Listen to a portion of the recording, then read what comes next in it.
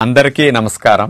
June 21వ తేదీ అంతర్జాతీయ యోగా దినోత్సవ సందర్భంగా మనందరం కార్తీక మాసం ధనుర్మాసం లాగా జూన్ మాసాన్ని యోగా మాసంగా గుర్తించి నెలంతా శారీరక మానసిక ఆరోగ్యాన్ని పెంపొందించుకోవటానికి నిజ జీవితంలో యోగాను ఒక భాగంగా చేసుకుని అందరూ ఆచరించాలని మన ప్రధానమంత్రి శ్రీ నరేంద్ర మోడీ గారు మరియు ఆంధ్రాను యోగాంధ్రగా మార్చాలని ఆంధ్రప్రదేశ్ ముఖ్యమంత్రి శ్రీ నారా చంద్రబాబు నాయుడు గారు ఇంటింటికి యోగా చేరాలని సంకల్పించారు.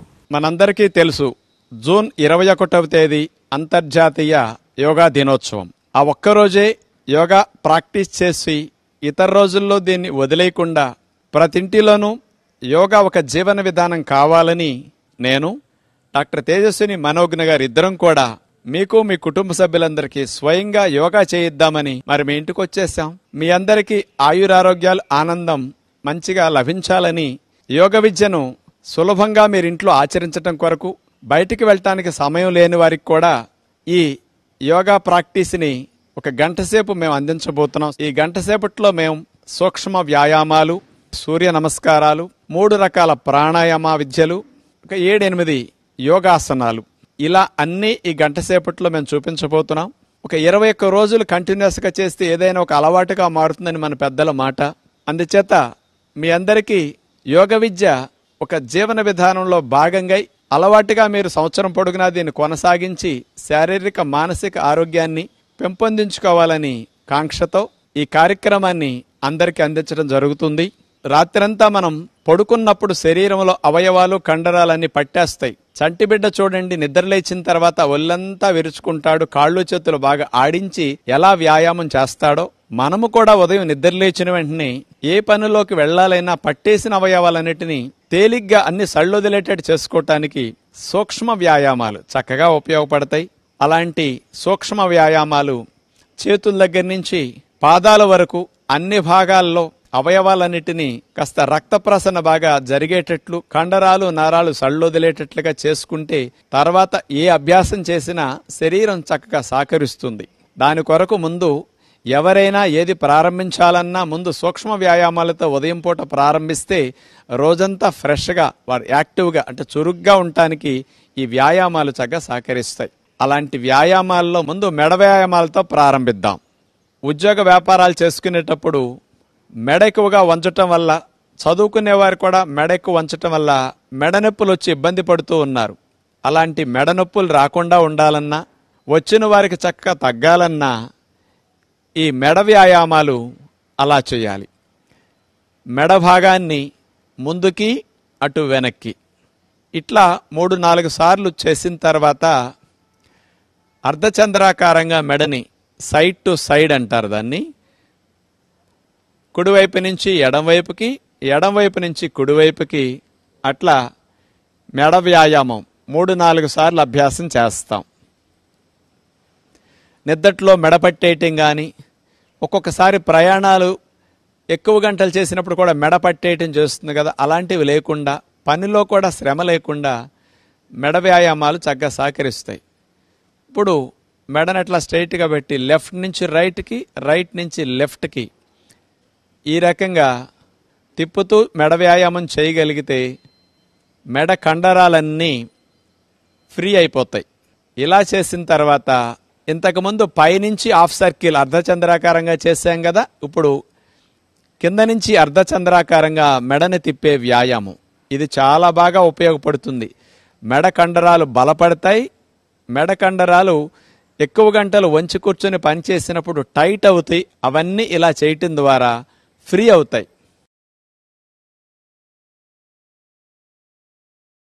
ఇలాంటి మెడ వ్యాయామాలు పూర్తయిన తర్వాత చేతి వేళ్ల వ్యాయామాలు. కొంతమందికి కంప్యూటర్ ఎక్కువగా వాడటం వల్ల కానీ, రాయటం వల్ల కానీ చేతి వేళ్లు కూడా కాస్త పట్టేయటం, నొప్పులు రావటం జరుగుతూ ఉంటుంది. అలాంటి సమస్యలు తగ్గించుకోవటానికి, రాకుండా ఉండటానికి చేతి వేళ్లను అట్లా చాపేయటం, ముడవటం. చేతులు స్ట్రైట్గా పెట్టి చేసినప్పుడు బాగా ఫలితం వస్తుంది. ఆ తర్వాత 2 గుత్తి భాగాలని అటు పైకి కిందకి ఎంత బాగా పైకి ఎంత బాగా కిందకి అట్లా వంచగలిగితే బాగుంటుంది. తర్వాత ఇటు నుంచి అటు, అటు నుంచి ఇటు చేతి గుత్తి భాగాన్ని ఆ విధంగా మనం కదపవలసి ఉంటుంది.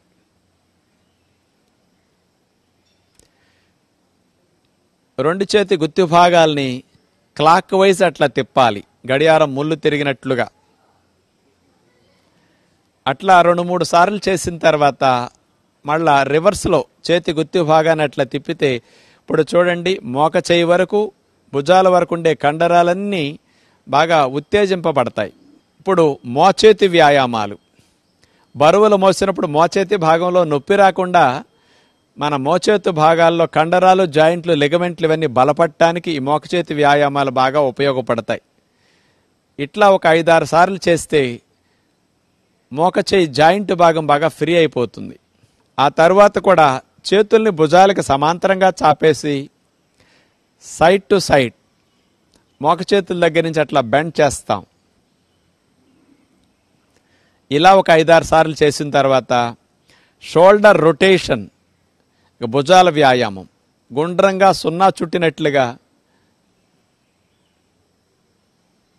భుజాన్ని మనం అట్లా 2 భుజాలని అట్లా గుండ్రంగా తిప్పాలి. దీనివల్ల ఫ్రోజన్ షోల్డర్ సమస్య రాకుండా ఉంటుంది. వయసు పెరిగిన మీకు గూడు నొప్పులు లాంటివి రాకుండా ఉంటాయి. అలా 3-4 సార్లు చేసిన తర్వాత యాంటీ క్లాక్ వైజ్ లాగా మళ్ళీ రివర్స్లో భుజాలను అట్లా గుండ్రంగా తిప్పుతాం.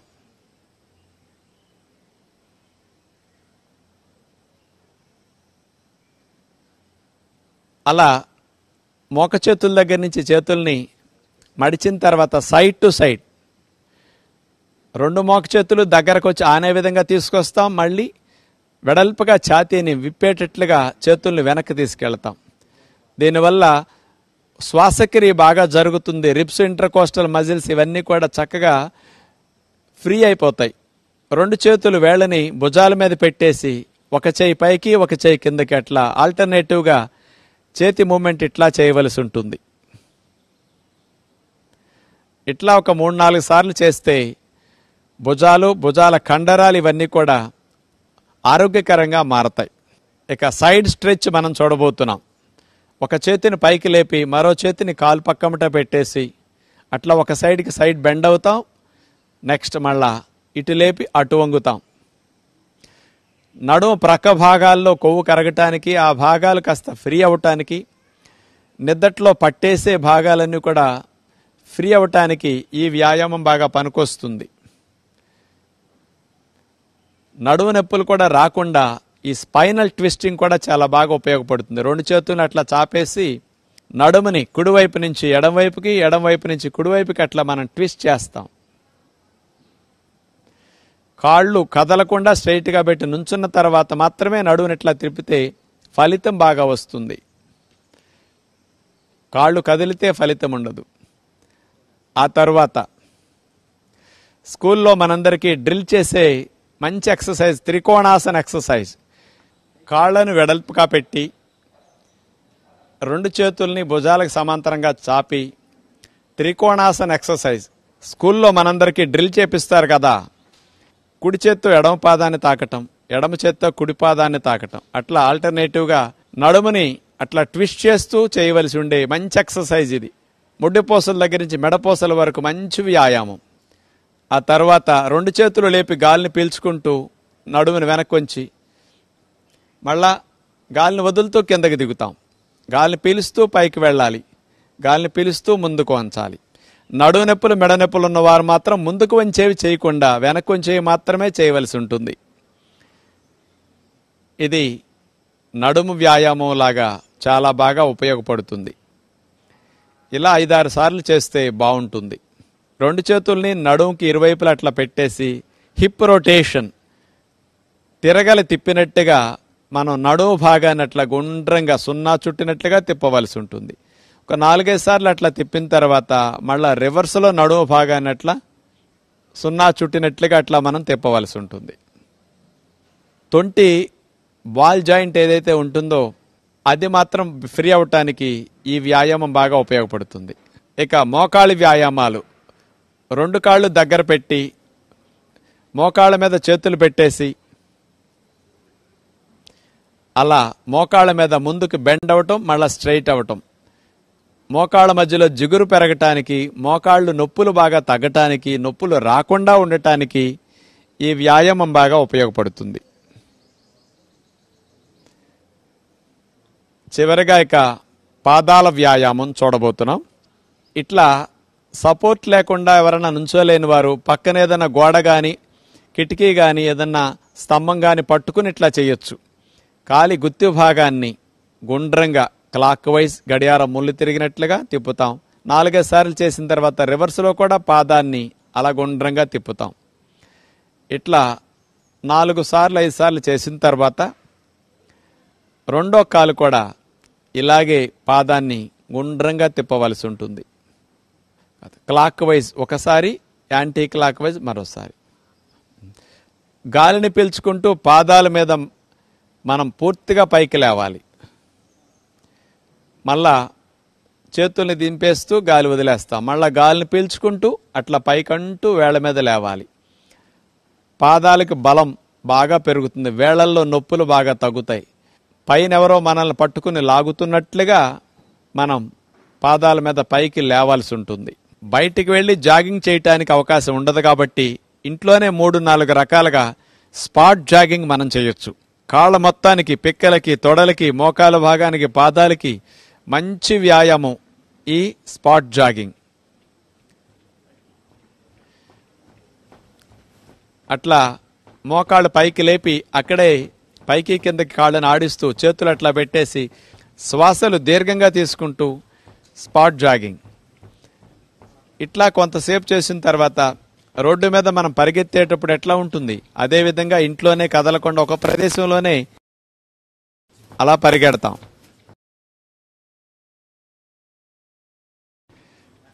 ఆ తర్వాత కాళ్ళను ముందుకు చాపుతూ అట్లా బ్యాక్ జాగింగ్.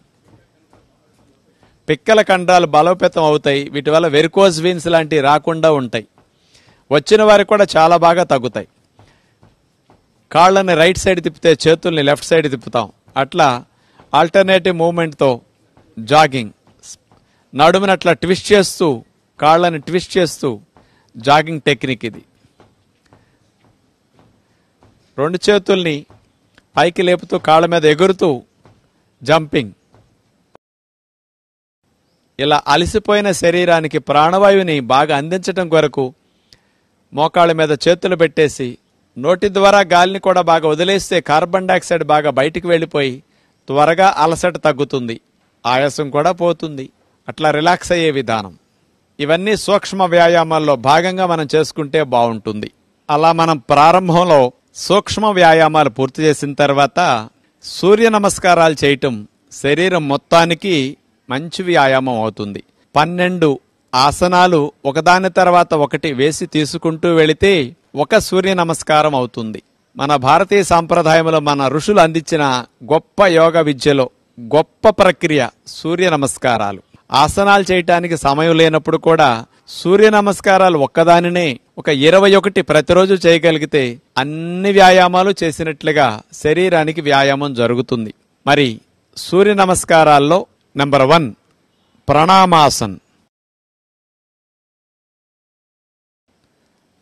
గాలిని పీల్చుకుంటూ. నెంబర్ 2 ఊర్ధ్వ హస్తాసన్, వెనక్కి అట్లా నడుమును వంచాలి. నెంబర్ 3 గాలిని వదిలేస్తూ చేతులు నేల కానిస్తాం, పాదహస్తాసన్. నెంబర్ 4 కాలుని వెనక్కి తీసుకువెళుతూ అశ్వసంచాలనాసన్, గుర్రం వలె మన శరీరాన్ని భంగిమలో పెట్టి ఉంచుతాం.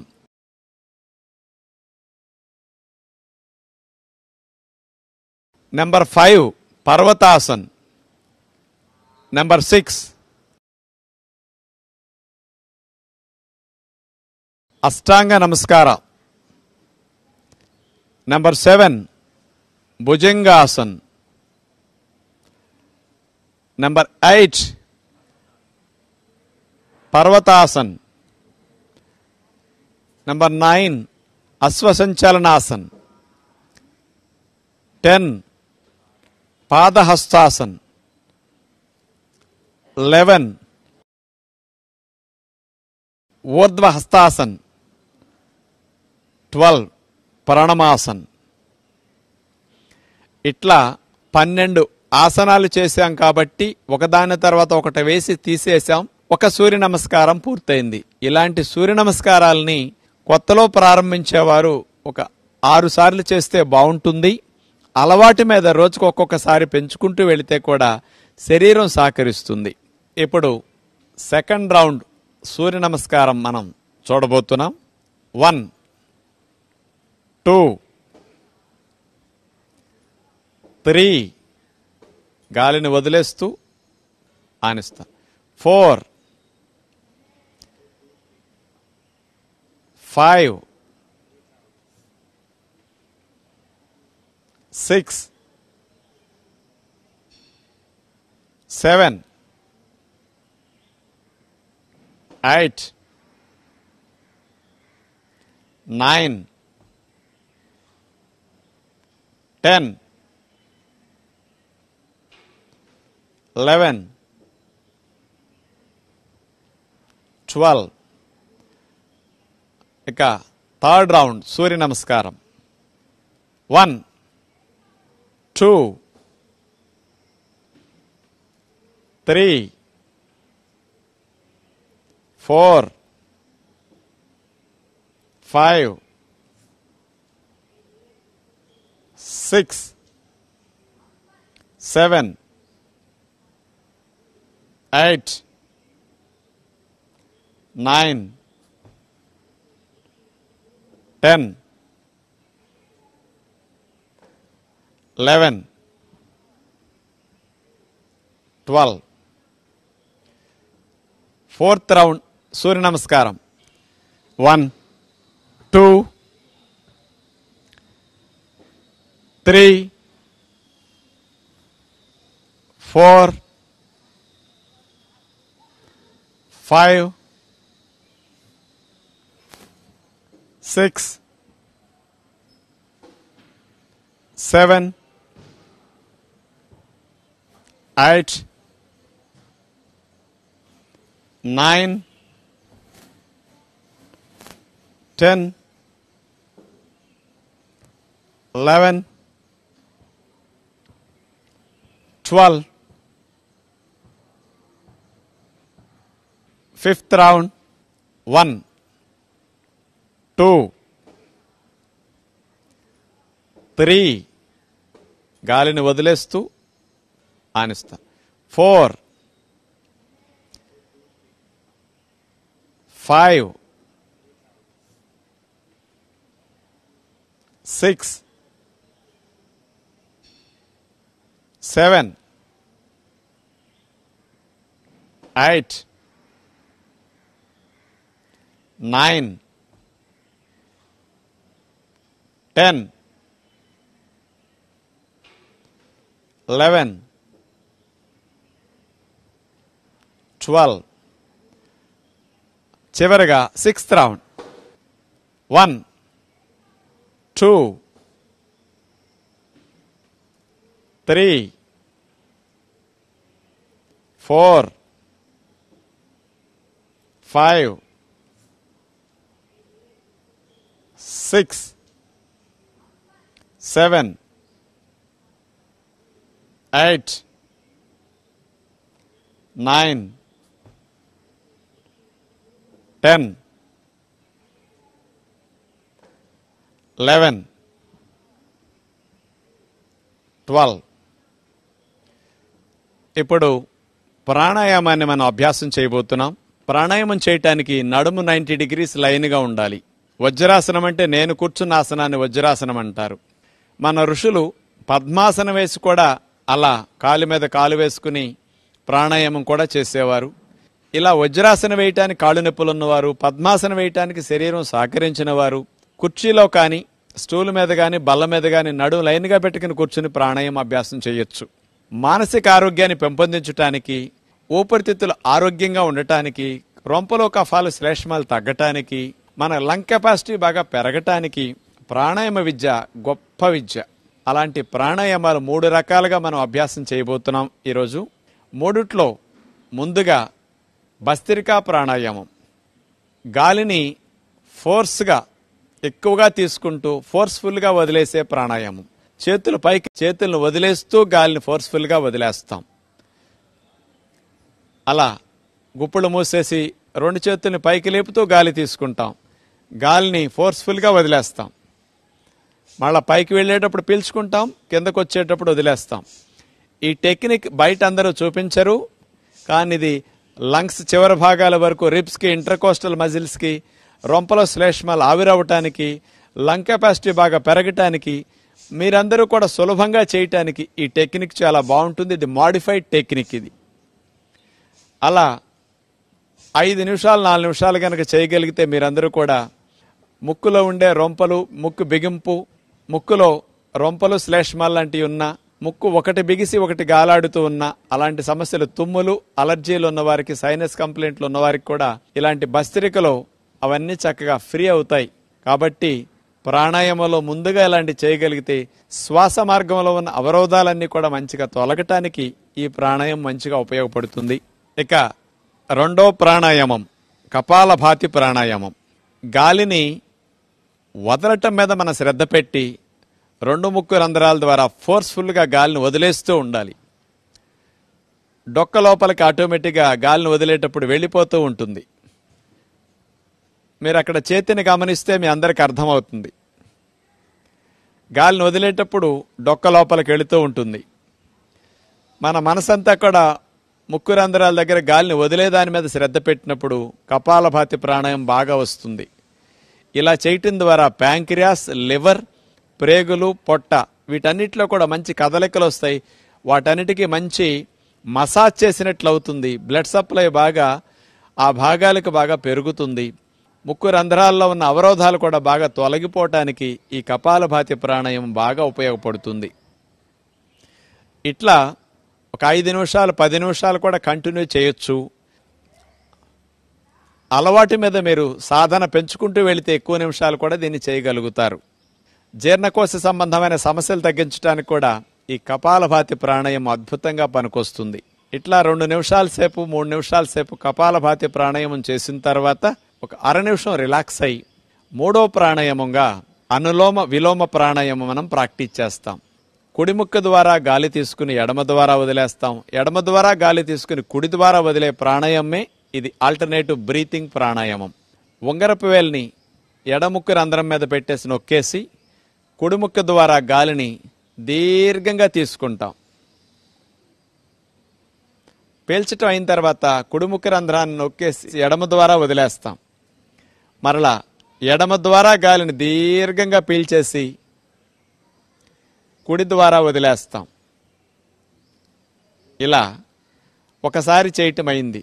మరలా రెండోసారి కుడి ముక్కు ద్వారా దీర్ఘంగా పీల్చుకుని ఎడమ ద్వారా దాన్ని వదిలేస్తాం.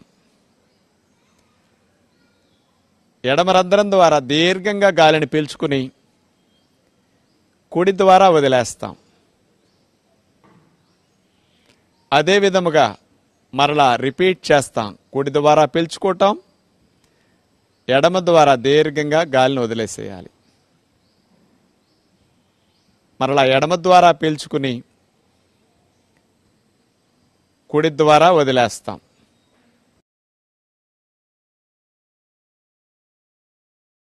ఇలా మనం 4-5 నిమిషాల సేపు అనులోమ విలోమ ప్రాణాయామం చేస్తే మనసుకి రకరకాలుగా ఒత్తిడి ఉంటే తగ్గుతుంది.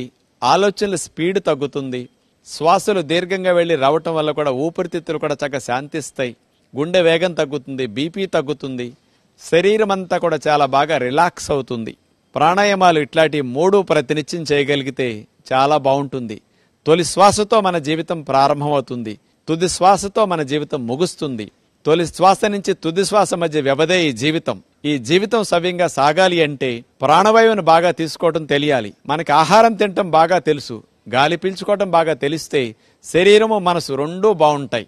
ఋషులిచ్చిన విజ్ఞానంలో ప్రాణాయామం గొప్ప శక్తినిచ్చే అభ్యాసం.